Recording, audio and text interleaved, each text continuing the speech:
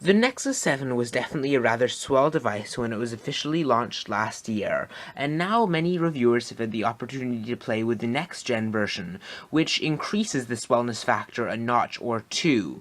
The new tablet, which boasts a 1080p quality display, 1920 by 1200 to be precise, and Android 4.3 Jelly Bean, is clearly a good step up from its predecessor, and definitely worthy, I think, of the $229 that Google is charging for it. While most of the tablet specs are improved over last year's model, one of the most visible differences is its HD display. Looking at the Nexus 7 is like looking at the Nexus 10, and I mean that in the best sense possible. 323 pixels per inch is pretty impressive, and I was pretty impressed by the amount of detail we can see in the sample videos and photos running on the demo devices that we've currently been able to test.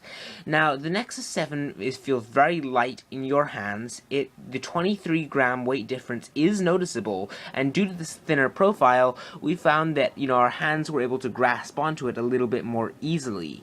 Under the hood, the Snapdragon S4 Pro chip is also a nice step up from last year's Tegra 3, combined with the faster GPU, an additional gigabyte of RAM, and OpenGL ES 3.0 support.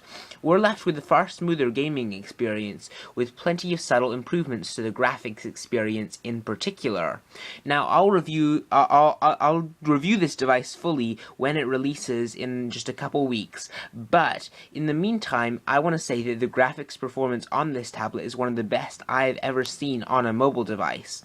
And with Android 4.2 on the Nexus 7, or the Android 4.2 Nexus 7 from last year, did not have very good graphics, and that was one of the areas where I did not like last year's model, and Google has really fixed that.